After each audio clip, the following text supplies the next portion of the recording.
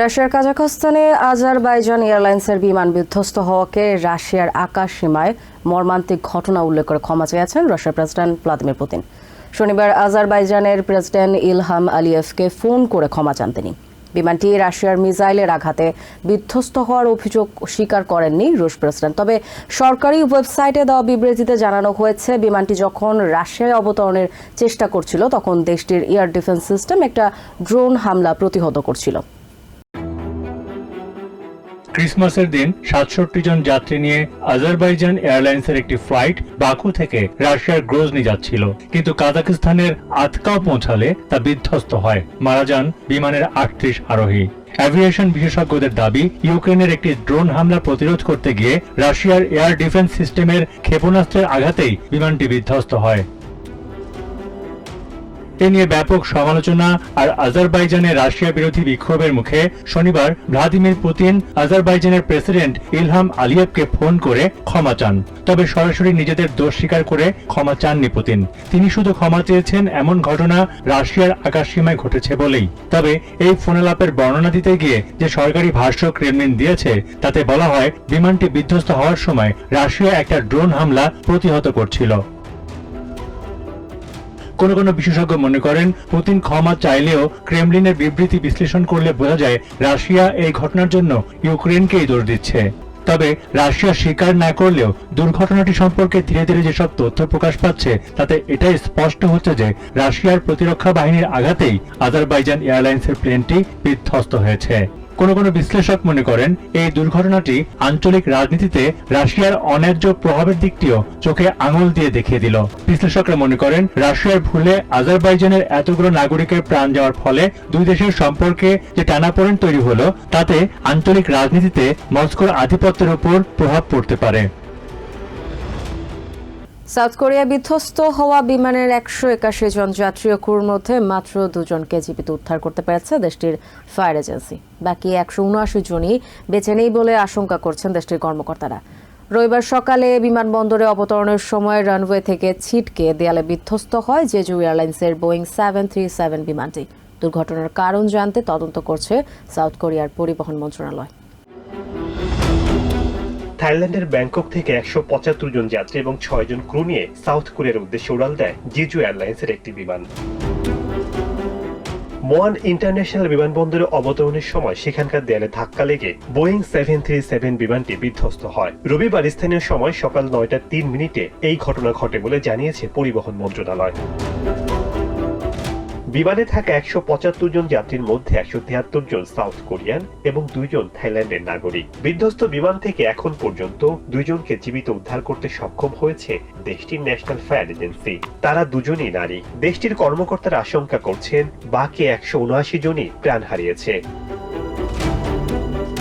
বিধ্বস্তের প্রকৃত কারণ এখনো জানা যায়নি, তবে স্থানীয় গণমাধ্যম জানিয়েছে বিমানের সিস্টেমে পাখি আটকে যাওয়ার কারণে এ ধরনের দুর্ঘটনা ঘটতে পারে। তবে দেশটির ইমার্জেন্সি কর্মকর্তারা জানিয়েছেন বিমানটির ল্যান্ডিং গিয়ারে ত্রুটি দেখা গিয়েছে। তবে ঘটনার প্রকৃত কারণ জানতে তদন্ত করছে মোয়ানের কর্মকর্তারা। এদিকে সামাজিক মাধ্যমে ছড়িয়ে পড়া ভিডিওতে দেখা যায় বিমানটি রানওয়ে থেকে ছিটকে গিয়ে একটি দেয়ালে বিধ্বস্ত হয়। তারপর আগুন ধরে আকাশে কালো ধোঁয়া উঠতে থাকে। সাউথ কোরিয়ান ফায়ার এজেন্সি জানিয়েছে আগুন নিয়ন্ত্রণে ঘটনাস্থলে ৮০ জন ফায়ার ফাইটার এবং ৩০টির বেশি ফায়ার ট্রাক মোতায়েন করা হয়। চলতি সপ্তাহের শুরুতে বিধ্বস্ত হওয়া আজারবাইজান এয়ারলাইন্সের বিমানটি ক্ষেপণাস্ত্রের আঘাতে বিধ্বস্ত হয়ে থাকতে পারে বলে শুক্রবার মন্তব্য করেছেন আজারবাইজানের digital development and transportation minister Rashad Nabiyev. অপরদিকে এভিয়েশন বিশেষজ্ঞরা এই দুর্ঘটনার জন্য রাশিয়ার বিমান প্রতিরক্ষা ব্যবস্থাকে দোষারোপ করেছেন। তবে রাশিয়ার পক্ষ থেকে এই বিষয়ে এখনো কোনো মন্তব্য করা হয়নি। বিমান বিধ্বস্তের কারণ অনুসন্ধানে তদন্ত শুরু করেছে আজারবাইজানের সরকার। এরই মধ্যে শুক্রবার দেশটির ডিজিটাল ডেভেলপমেন্ট অ্যান্ড ট্রান্সপোর্ট মন্ত্রী রাশান নাভিয়েভ জানিয়েছেন তারা ধারণা করছেন ক্ষেপণাস্ত্র বা গুলির আঘাতে বিমানটি বিধ্বস্ত হয়ে থাকতে পারে। আজারবাইজানের প্রশাসনের বেশ কয়েকটি সূত্রের বরাত দিয়ে স্থানীয় সংবাদ মাধ্যমগুলো জানিয়েছে, ধারণা করা হচ্ছে রুশ বিমান বাহিনী ইউক্রেনের ড্রোন প্রতিহত করার সময় আজারবাইজানের বিমানটিতে আঘাত করেছে। বিশেষজ্ঞরা ঘটনাস্থলে থাকা বিধ্বস্ত বিমানের বিভিন্ন অংশে আঘাতের যথেষ্ট যথেষ্ট প্রমাণ পেয়েছেন বলে উল্লেখ করেছেন। বিধ্বস্ত বিমানটির শেষ মুহূর্তের একটি ভিডিও ফুটেজে যাত্রীদের অক্সিজেন মাস্ক ব্যবহার করতে দেখা গেছে, যা মূলত বিমানের ভেতরের অংশে বায়ুর চাপ কমে যাওয়াকে ইঙ্গিত করছে। সম্প্রতি ইউক্রেন রাশিয়ার দক্ষিণাঞ্চলে ড্রোন হামলা জোরদার করেছে। বিমান বিধ্বস্তের দিনেও ইউক্রেন রাশিয়ার বিভিন্ন অঞ্চলে বেশ কয়েকটি হামলা চালায়। রাশিয়ার প্রতিরক্ষা মন্ত্রণালয় দাবি করেছে তারা দেশটির বিভিন্ন অঞ্চলে ইউক্রেনের 1 ডজন ড্রোন ভূপাতিত করেছে। আজারবাইজানের ওই বিমানটি সম্ভবত ইলেকট্রনিক জ্যামিং এর শিকার হয়েছে, ফলে রাশিয়ার ড্রোন ভেবে বিভ্রান্ত হয় এবং রাশিয়ার ভূখণ্ডে বিমানটিকে অবতরণে বাধা দেয়। রুশ কর্তৃপক্ষ এ বিষয়ে কোনো মন্তব্য করতে অস্বীকৃতি জানালেও বিমান বিধ্বস্তের প্রকৃত কারণ খুঁজে বের করতে আজারবাইজানের তদন্ত কর্মকর্তাদের আহ্বান জানিয়েছে তারা। এ ঘটনার জেরে আজারবাইজান এয়ারলাইন্স রাশিয়ার 8টি শহরে তাদের ফ্লাইট স্থগিত করার ঘোষণা দিয়েছে। এছাড়া কাজাখস্তান, ইসরায়েল ও দুবাইও রাশিয়ার সাথে বিমান যোগাযোগ স্থগিত করেছে। দুষ্প্রাপ্য এবং মহামূল্যবান বস্তু হিসেবে কয়েক হাজার বছর ধরে মানুষের কাছে সমাদৃত হীরা। সাধারণত খনি থেকে হীরা আহরণ করা হলেও সাম্প্রতিক বছরগুলোতে ল্যাবেও তৈরি হচ্ছে এটি।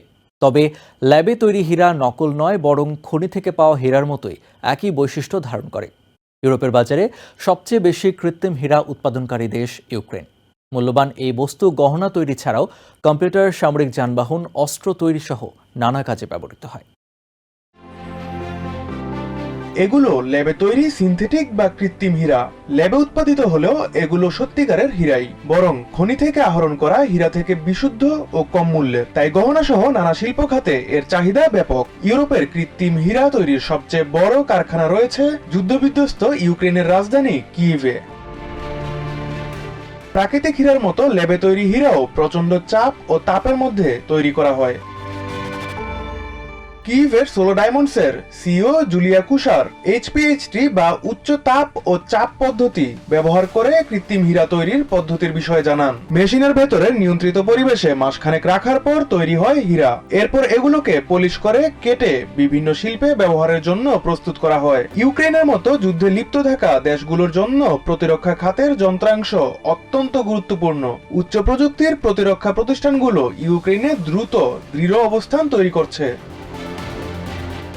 সামরিক খাতে কৃত্রিম হীরা কিভাবে কাজে লাগে তার বর্ণনা দেন V Bakul institute for super hard ম্যাটেরিয়ালসের ভলোদিমির তুর্কেভিচ। কৃত্রিম হীরা গহনার দোকানে নারীদের সৌন্দর্য বর্ধনের উদ্দেশ্যে বিক্রি হলেও তারা প্রতিরক্ষা শিল্পের জন্য জরুরি। বিশেষ করে এটি ইউক্রেনকে লড়াই চালিয়ে যেতে সহায়তা করতে পারে। নিউ ইয়র্ক থেকে সম্প্রচারিত TVN 24 টেলিভিশন বিশ্বজুড়ে বাঙালির কণ্ঠস্বর।